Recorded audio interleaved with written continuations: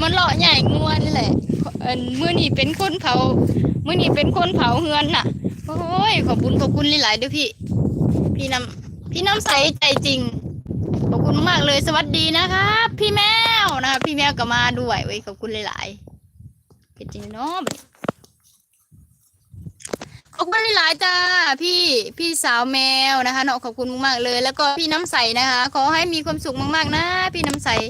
ขอบคุณที่มาส่งกำลังใจให้นกเอี้ยงเด้อขอบคุณหลายๆขอบคุณหลายๆขอบคุณหลายๆให้นกเอี้ยงหลายเถอะเนาะก็ขอให้ได้ขึ้นหลายเท่าพันเท่าเด้อนะครับพี่น้ำใสเนาะขอให้ได้ขึ้นหลายเท่าพันเท่าที่มาให้นกเอี้ยงหลายปานนี้ก็ขอให้เจ้าร่ำรวยๆมีแต่สุขมีแต่ลาภมีแต่ความสุขมานเนาะแล้วก็ป้าใจเนาสวัสดีจ้าคุณน้ำใสใจจริงสันนะพี่แมวบรรยากาศดีมากๆน้องเอี้ยงสันนะใช่เลยบรรยากาศดีนะพี่แมวเนี่ยนี่บ้านเอื้อยบ้านพี่สาวคนโตนะส่วนนู่นบ้านน้องเอี้ยงปูนเนื้อเฮือนน้องเอี้ยงนะพี่น้ำใสใจจริงสวัสดีค่ะสันนะคุณป้าจ้าเนี่ย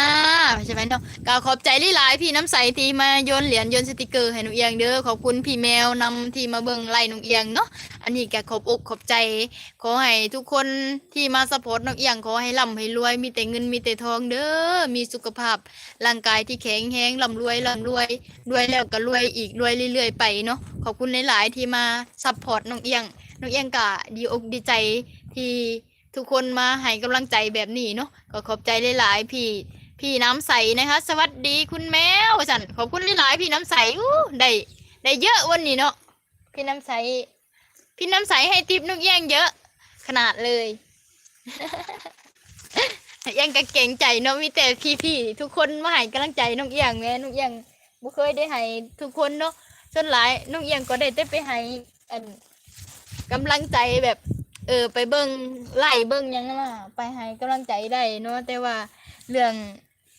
การโยนเหรียญโยนสติกเกอร์นกยังบ่มีให้อันนี้ก็กราบขอโทษนำ FC หลายๆอุ้ยดีใจหลายที่ได้หูจักพี่นะพี่น้ำใสไปนอนฉันนะพี่จักพี่แมวใช่แล้วพี่น้ำใสมันแม่นเด็กแฮงระบบพี่แมวนี่อาจจะแจ้งแล้วพี่แมวนี่ใช่ไหมพี่แมว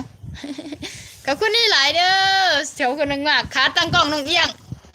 ตั้งได้ทุกที่นะถ้ามีอันตั้ง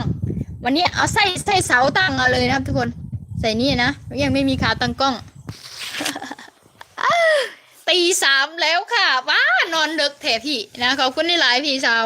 คือนอนเลิกแถเนาะกะนอนเลิกแถตี 3แล้ววะค่าร้องเพลงอยู่บ่ตอนเช้าที่นกเอี้ยงพี่อะไรสดร้องเพลงตลอดเนาะแล้วก็พี่แมวก็ว่าทางนี้เพิ่งตื่นนะจ๊ะนะทีนกเอี้ยงพี่แมวกำลังสิตื่นนกเอี้ยงกำลังสิไปนอนอีกเทื่อนึง ขอบคุณหลายๆจ้าขอบคุณหลายๆทางนี่กำลังสิค่ำเลยทางนี้กำลังสิไปนอนแหละทุกคนตื่นนกเอี้ยงสิไปนอน ขอบคุณหลายๆยินดีต้อนรับขอบคุณหลายๆพวงมาลัยน้ำใจจากพี่น้ำใสใจจริงนะกะใส่ซื่อแบบถือเนาะแบบใจดีนะคุณป้าจันยาขอบคุณหลายๆเด้อแบบว่าใส่ซื่อกับเขากับคนแท้เนาะแบบน้ำใสใจจริงกับใจจริงแล้วก็ใจดีหลีแบบมาซัพพอร์ตนกอย่างตลอดเลยมาโยนเหรียญโยนสติกเกอร์อ้าวเห่ายังเนาะบัดนี้เทียงหน้าหน่อยเด้พี่แมวเทียงหน้าหน่อยได้ยังมาได้เฮ็ดจักได้ยังมาสาวยังวะจักไปหายังนอนเว้นว่าสั่นแม่นละอันนี้รถติตูบหน่อยยังน่ะขอบคุณหลายเด้อพี่เชอรี่อยู่จัดเอ้ยบ่จื้อเจ้าระบบได้ยังมาไปหายังไปหาเห็ดยามนี้ก็มีเห็ดออกนี่บ่ได้บ่โอ้ได้ยังมาเบิ่งหน่อยครับเชิญคุณไปหาเห็ดดูครับว้าว